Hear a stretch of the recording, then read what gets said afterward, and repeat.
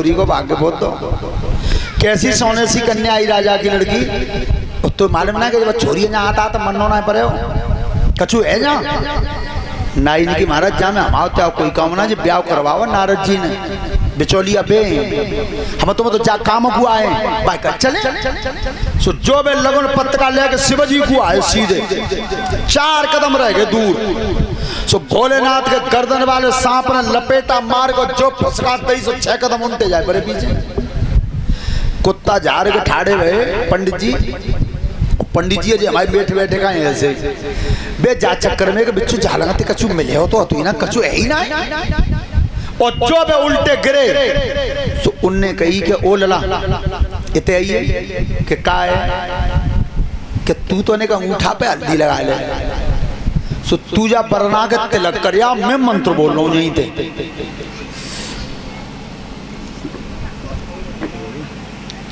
और ये 100 रुपए का पुरस्कार व्यासपीठ के माध्यम से श्रीमान अशोक यादव जी उनकी तरफ से है। परमात्मा सुख समृद्धि देता रहे, धन्यवाद।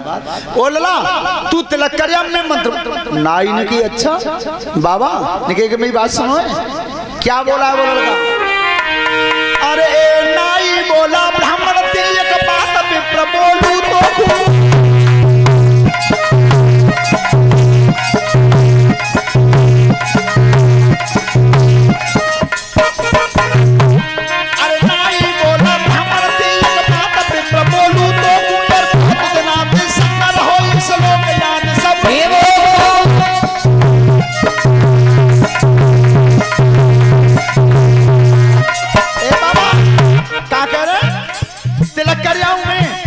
मंत्र बोलो तुम मंत्र बोलते का बे कछु मऊ है क्यों और मंत्र काम तुम्हारा है और तिलक को एरो बतावत है यो ज्यादा मन होशियार बने मरी लेकी गेलो दिखावत है।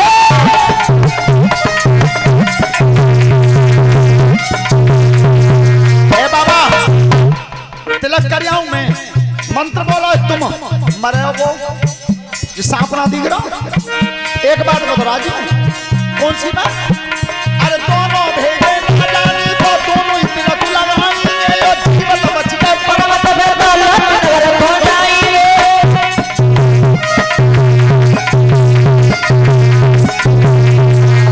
बाबा मरेंगे तो दोनों बचेंगे तो दोनों तिलक संग नहीं। पंडित जी सड़क है आपको नाई सड़क है भोलेनाथ ने की जे तो तिलक ना लगाने इतमी मन तो उनके बोले और ताई खाना पलका सामने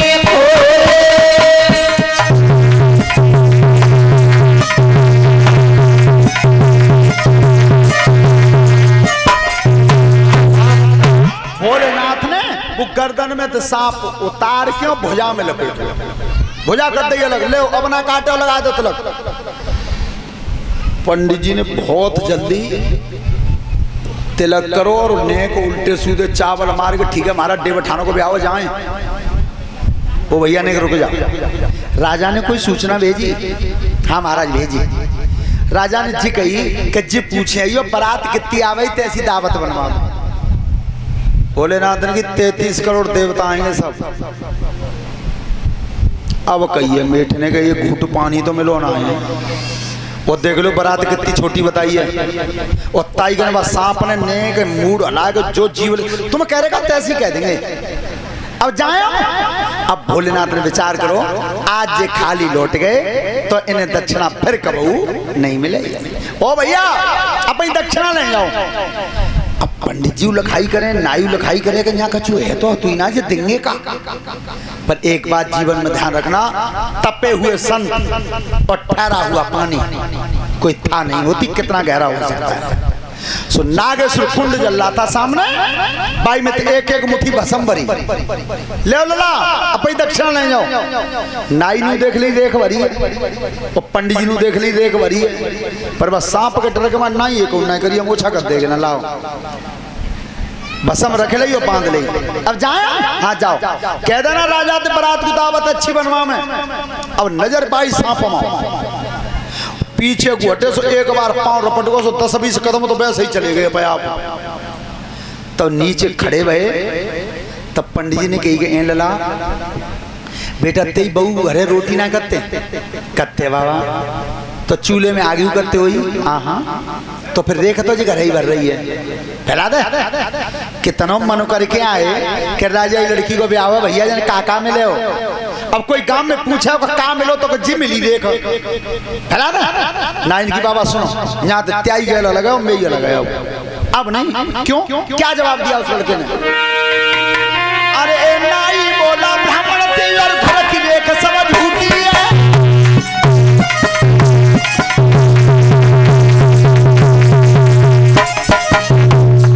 नाई बोला ब्राह्मण और घर की रेख समझ झूठी है, और मामा जी को कुंड डरा तब खिदरी गई झूठी है।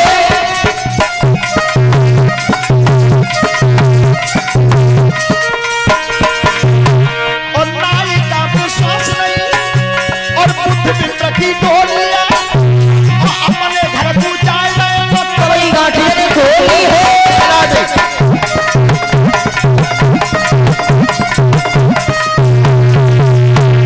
लौट के अपने घर तू आए और दाना दक्षिणा में धन लाए।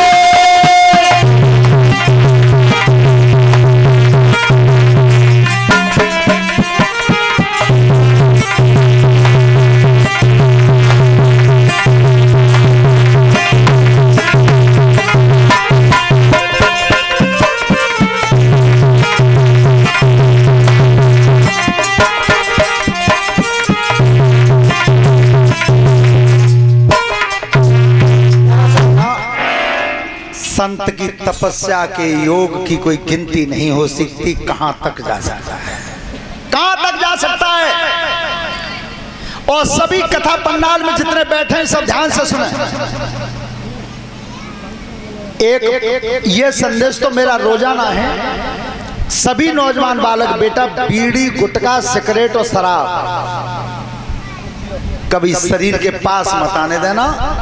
80 साल से पहले बुढ़ापे को नौतो हुआ जाए, इतना ध्यान रखना बस। आपने देखा है 90 साल की व्यर्थ की जिंदगी को जीने से, परीक्षा जी 90 वर्ष की व्यर्थ की जिंदगी को जीने से 40 साल की उम्र विवेकानंद की अच्छी है।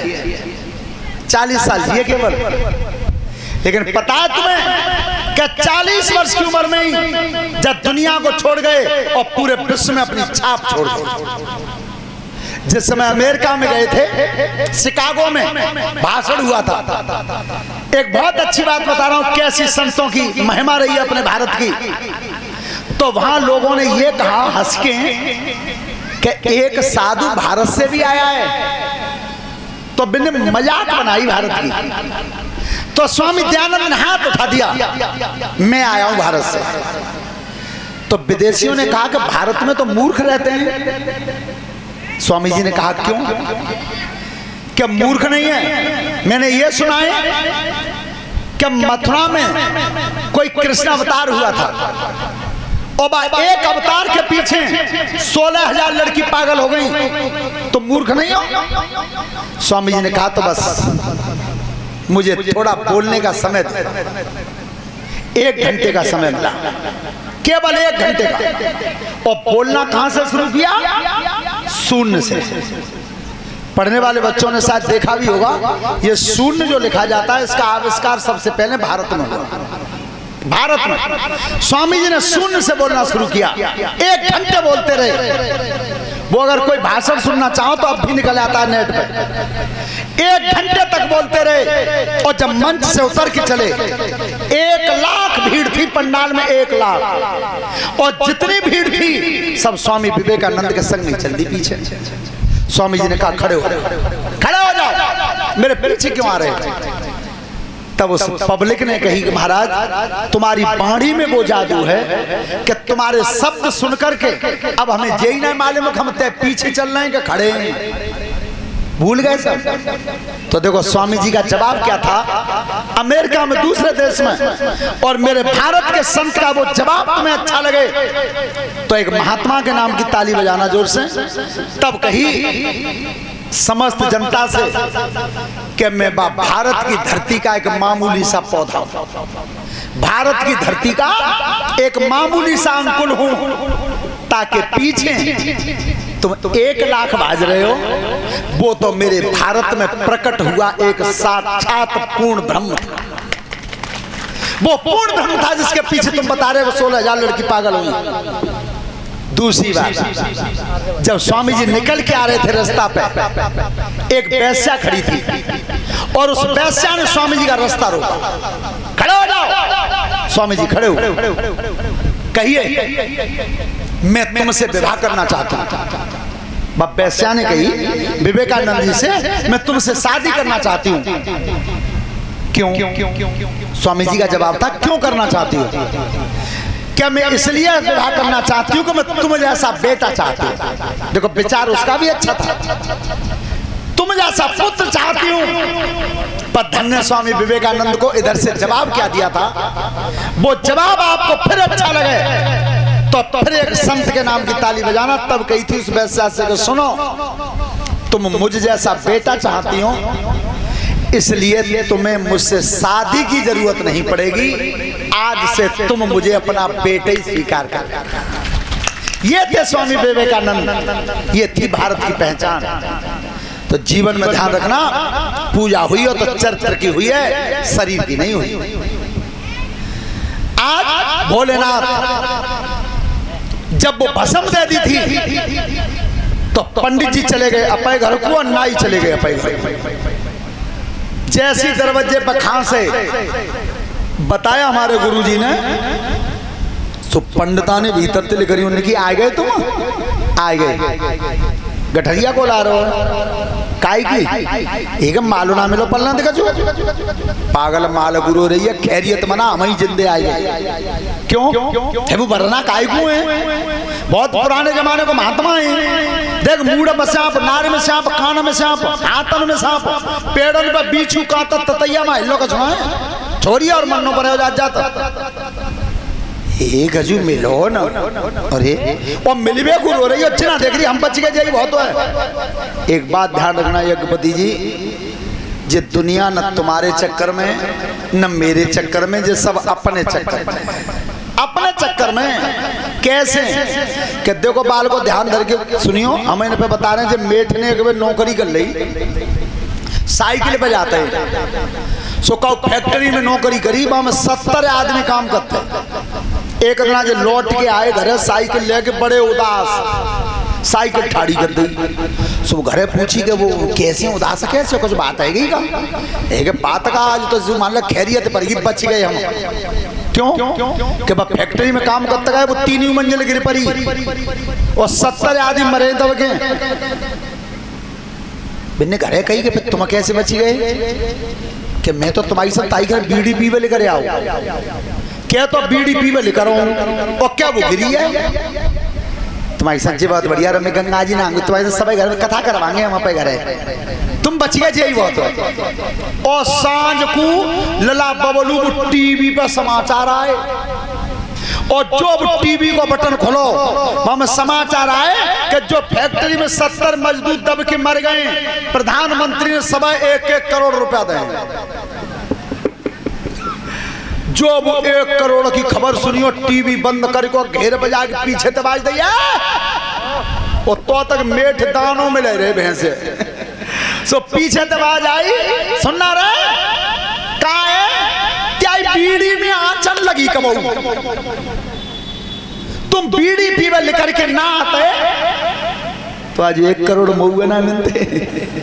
तो दुनिया अपने चक्कर में है, जो हमारे तुम्हारे चक्कर में कोई नहीं है। तो ध्यान रखना, जैसे पंडित जी गए सोने की लाती वो लोटा भल्ला पानी को मां मिलो कचूना खैरियत भला, जब बच गए हम वो इतना ही पहुंचो भाई घरे। सुबह ने की गए रीते आयो कछु मिलो ना है, तेरी किस्म जा ब्याह में ऐसो मिलो कबू ना मिलो, भीतर आ जा।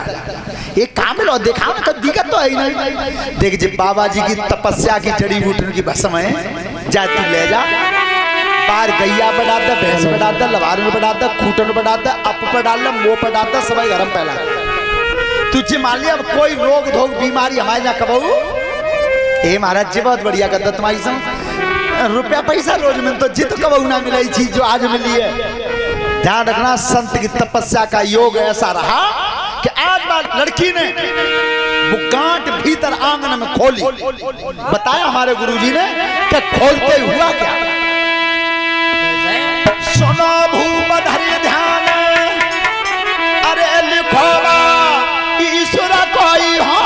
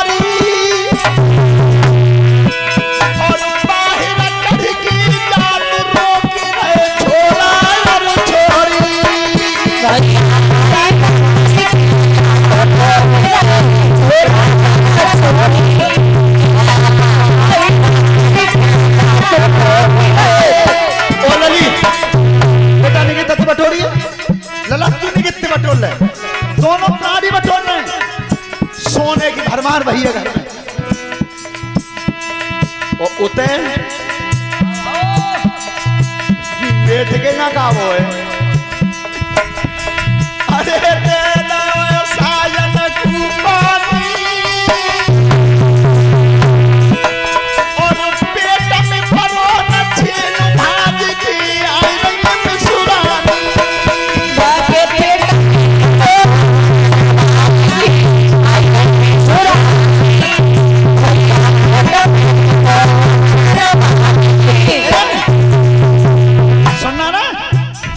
पानी दे दो, तुमने कुल्ला करियो, मैं बहला आ रही हूँ, रोटी लौट के बसूंगी।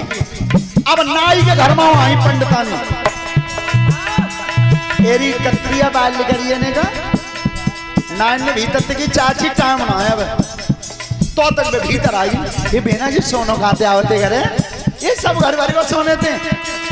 चाची का बताऊं, मैं अकेले से पापा लगुन लिप बाइक ले गए राजा ही लड़की की, सो बाबा जी ने चढ़ी बूटियों की भस्म दे दी है। चाची सोनो बन गया सब घर, ए लला कहते आइयो ये भस्म तुम्हें दई सो हमारे उन्हें ना दई, नाइन की चाची उन्हें उदाई पर पे तो फैलाया है धरबाजी, अरे छीन लो हाथ थी गोटा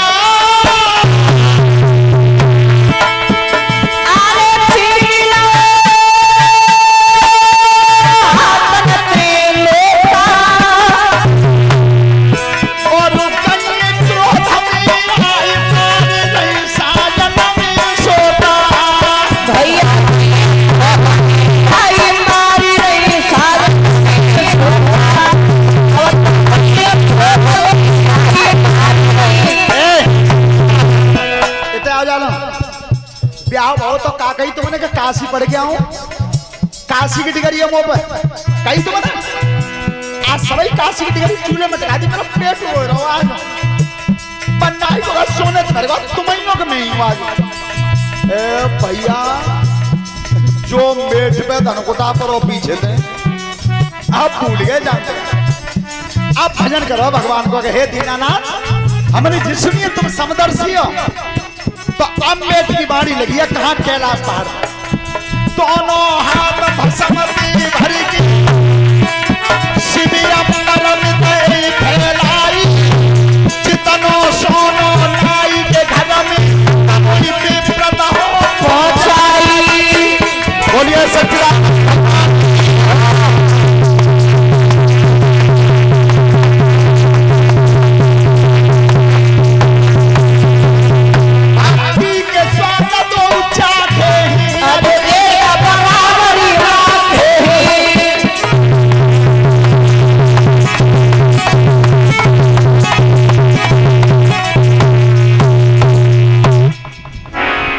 कहो हरिदास महाराज जी वो पिंचर लगवा लाए हो टाइम में लगवा लाए